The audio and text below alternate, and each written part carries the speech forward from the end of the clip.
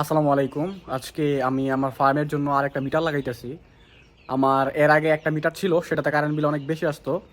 এর জন্য হচ্ছে আমি আরেকটা মিটার লাগাইতেছি। ইলেকট্রিশিয়ানের যে কাজটা করতেছে সে হচ্ছে আমার খালাতো ভাই, উনি আসছে। আমার মেশিন আগে একটা ছিল, এরপর হচ্ছে আমি ওই যে আরেকটা মেশিন আপনারা দেখতে পাচ্ছেন ওটা নিয়ে আসছি।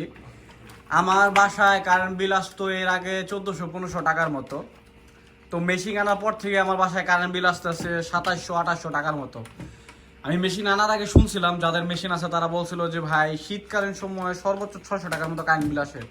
বাট আমি দেখতেছি আমার একটা মেশিনের পিছনে প্রায় 1400-1500 টাকার মতো কারেন্ট বিল আসতেছে। তো মানে এটা হিউজ। এটা ভাইবা আমি হচ্ছে মিটার আরেকটা লাগাইতেছি। আর যেহেতু মেশিন আমি আরেকটা নিয়ে আসছি, সো ওই লাইনটাতে যদি আমার থাকে তাহলে বুঝতেই তো পারতেছেন 4-5 হাজার টাকা কারেন্ট বিল আসবে, যেটা আমার জন্য অনেক বেশি। কারেন্ট বিলের লোক আসছিল, ওনাদের কাছে শুনছিলাম যে এটার মধ্যে বলে একটা ভাগ আছে, আপনার কি পরিমাণ যেন একটা ইউনিট আছে, ওই ইউনিটের পর থেকে হচ্ছে টাকাটা ডাবল হয়ে আসে। মানে একটা নির্দিষ্ট পরিমাণ ইউনিট আমরা ফুরাইতে পারবো, এর বেশি যদি আমরা ফুরাই তাহলে সেই ক্ষেত্রে হচ্ছে টাকার পরিমাণটা আমাদের একটু বেশি হয়ে যাবে। তো এই ক্ষেত্রে যদি আমাদের মিটার দুইটা থাকে তাহলে একটা প্লাস পয়েন্ট হচ্ছে যে ইউনিটটা কম আসতেছে, ভাগ করে দুইটার মধ্যে ইউনিট আসতেছে, সেই ক্ষেত্রে কারেন্ট বিলের সংখ্যাটা একটু কম আসবে। তো এইটা ভাইবে হচ্ছে আমাদের মিটারের আর কি লাগানোটা হইতেছে। দেখি আজকে মিটারের কাজটা মোটামুটি কিছু করা হয়ে যাবে, তারপর এই মেশিনটা আমরা চালু করে 1 মাস দেখবো। মিটারটা নতুন মিটার নামানো হয়েছে, যেখানে বিদ্যুৎ বিল বেশি আসে মেশিনের জন্য।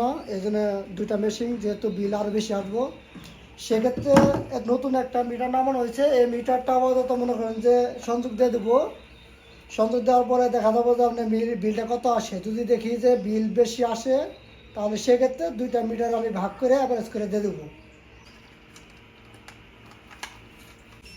লাইনটা দেওয়া হয়ে গেছে, এই মেশিনের মধ্যে অলরেডি চালু হয়েছে। এইখানে একটা লাইট লাগাই রাখছি, চেক করার জন্য একটা লাইট লাগানো হয়েছিল, আরো অনেকগুলো লাইট লাগাইতে হবে।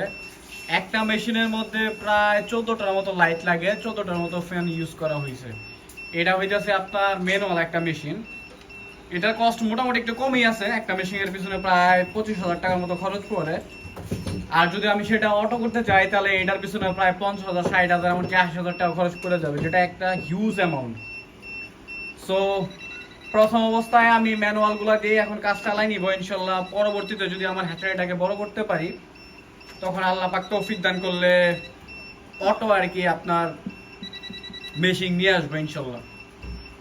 এখন এটা যে চেক করতেছে বা এটা কি চেক করতেছেন, যেটা একটা লাইট জ্বলতেছে যে ভোল্টেজ চেক করতেছি, কার্ড আছে কিনা না আছে ঠিক আছে। ভোল্টেজ চেক করতেছেন না? ভোল্টেজে জ্বলবে, সিগন্যাল দেবো আর কি। হ্যাঁ, বুঝতে পারছি। লাইট আছে কিনা দেখতেছি। হ্যাঁ, একটা আওয়াজ হইতেছে, লাল কালার লাইটের মতো মনে হয় জ্বলতেছে। হ্যাঁ, লাইটগুলো ঠিক আছে কিনা চেক দিয়েছি। বুঝতে যেহেতু বাতি লাগানো হয় নাই, এই জন্য চেক দিলাম। মিটারের কাজ আলহামদুলিল্লাহ শেষ আপাতত। এখন হচ্ছে আমরা আড়ত থেকে ডিম নিয়ে আসবো, আর ওই মেশিনের জন্য হচ্ছে আমাদের লাইট লাগাইতে হবে। একটা লাইট ওইখানে লাগানো আছে, আরো 13টা লাইট কিনতে হবে।